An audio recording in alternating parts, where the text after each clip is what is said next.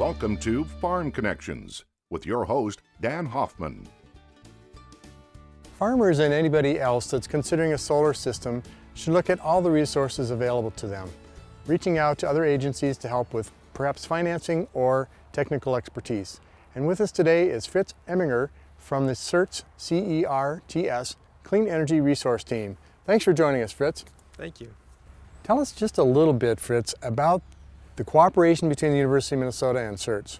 Sure. CERTS is a part of the University of Minnesota Extension System. We operate under the Regional Sustainable Development Partnerships Program. Well, why is it important for the University of Minnesota or anyone really to cooperate on things like solar energy? Well, CERTS focuses on farm energy efficiency and renewable energy. And the idea is that we want to keep energy local since Minnesota does not have any oil or coal resources. And we also have a very upstart kind of business in Minnesota making solar equipment, isn't that correct? That's correct. There are a handful of companies in Minnesota that fall under the Made in Minnesota banner. That means they've been certified that at least components of their systems are manufactured here, creating local jobs for the state. So this farmer or any farmer or small business wants to put some solar in or do something with clean energy. How do we approach you? Well, we're easily found on the website mncerts.org, or you can also Google CERTS at the University of Minnesota, and our faces will pop up. If you look at our website, we have a number of resources for people. Probably one of the better known resources is called Clean Energy Project Builder. So we help connect people that are interested in doing projects with engineers and businesses that actually install those products. Well, we had a great time at the Zimmerman Poultry Farm or Turkey Farm near Northford, Minnesota, about 2 years ago with Farm Connections, and we looked at saving energy using LEDs or light emitting diodes in the lighting system. And of course, that was then talked about as the most important part is reducing first, Correct. But then the next phase maybe is generating our own? That's right. For every dollar you invest in energy efficiency, you save about $3 to $5 on some kind of renewable energy system, whether that's wind or solar photovoltaics. Photovoltaic? Tell us more. Sure. So there are two kinds of solar energy. There's solar thermal and solar photovoltaic. And solar photovoltaic is better known as solar PV, is what creates kilowatt hours or electricity. Solar thermal is basically what offsets heating needs. And the system behind us is a PV. That's correct. It's a 38.4 direct current kilowatt system. What other things besides just kilowatts and PV versus thermal does a farmer or a small business need to look at when looking at a system?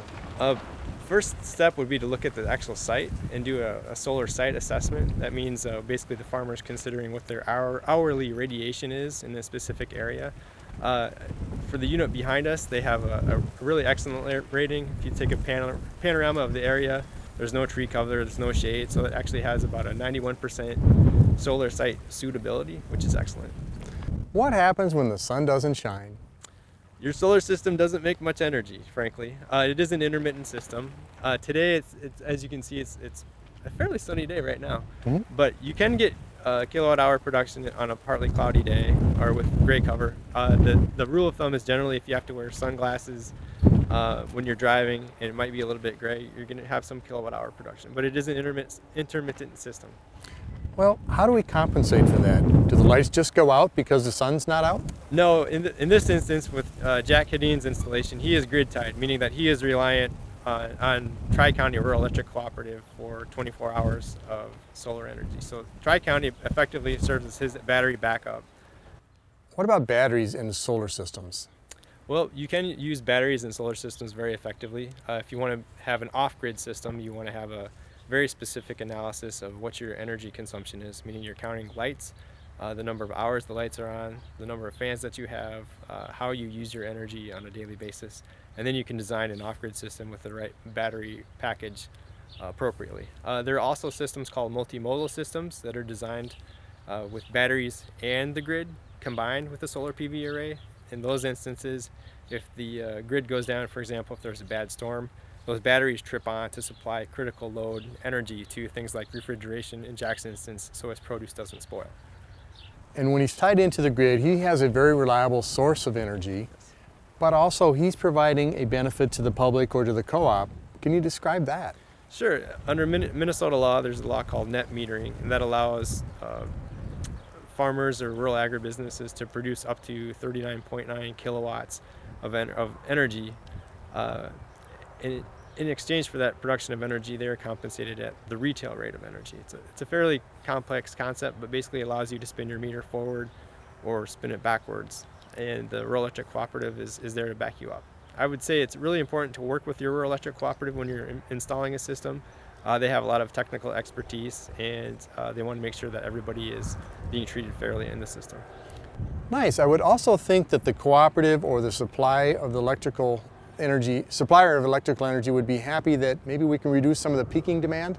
That's correct. Solar PV is good for reducing peaking demand on, for example, on a hot August sunny day when the wind might not be moving and the temperature is around 95 degrees.